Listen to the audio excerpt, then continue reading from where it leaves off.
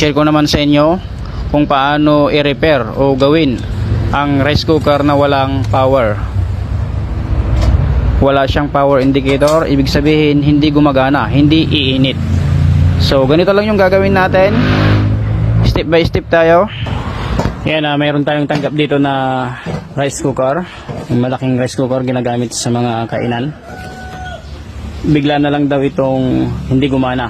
So tignan natin. Una natin i-check natin tong kanyang AC plug. Tignan natin kung may resistance. Lagay natin sa X10.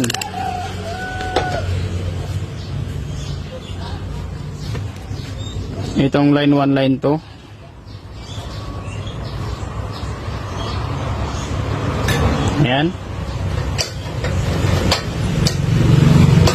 Wala siyang resistance. Wala siyang resistance, so ibig sabihin may problema ang rice cooker. So check natin, either saksakan or thermal fuse.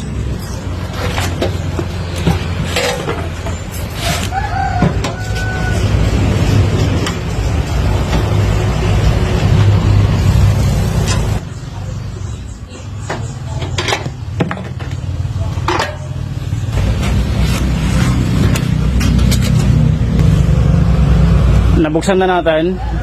Ito yung kanyang thermal fuse. Direct to the point na tayo.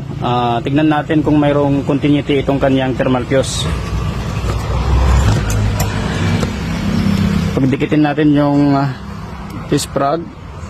Ayan.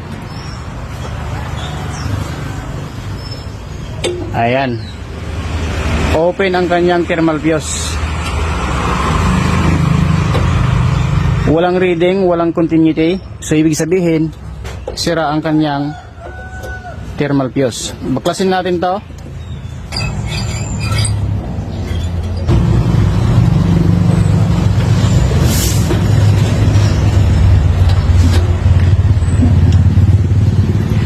Tingnan natin kung ilang amperes at kung ilang degree Celsius.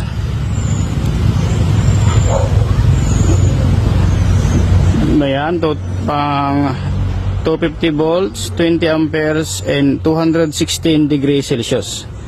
So ito yung kanyang thermal fuse, guys. 20 amperes and 216 degrees Celsius. So dapat ang ipapalit natin dito is same value. So yun, guys, bali wala tayong available na ganito. Ang ipapalit na lang natin, kasi nagmamadali yung may-ari, ang available natin na thermal fuse is 10 amperes. Bali ang gagawin na lang natin, dudublihin na lang natin para mag 20 amperes. So same lang yun, guys. Ganyan na lang yung gagawin natin.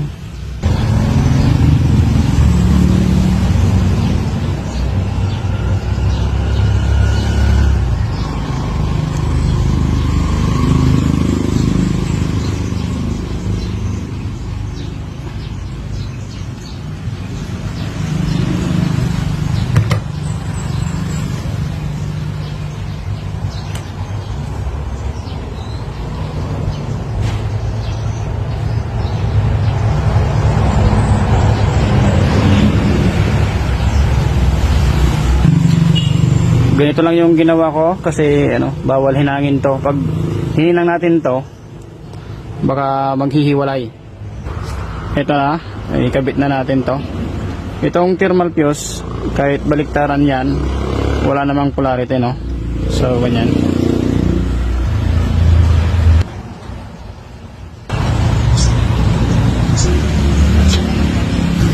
Ayan na, nakikabit na natin tong thermal fuse.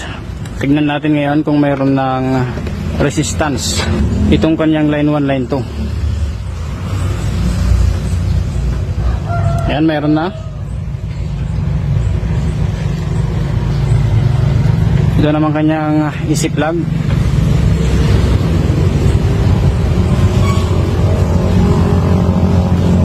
Ayan, mayroon na rin.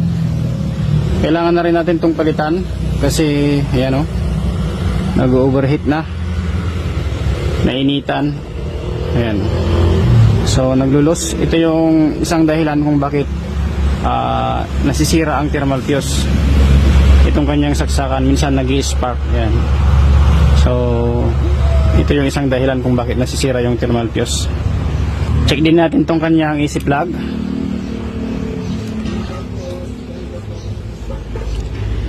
Meron na rin siyang resistance.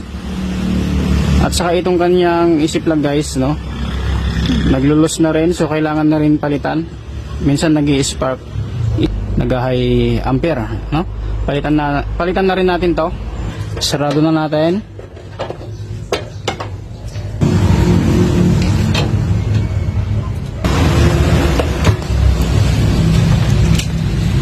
Yan, saksak natin. Yan, meron na siyang power.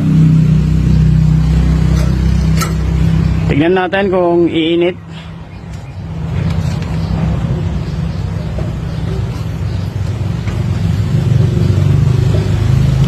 So yan guys, ayos na siya.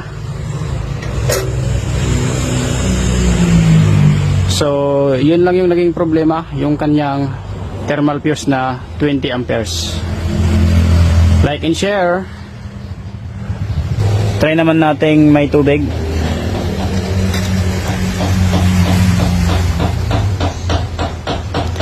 Wait lang natin mga ilang minuto.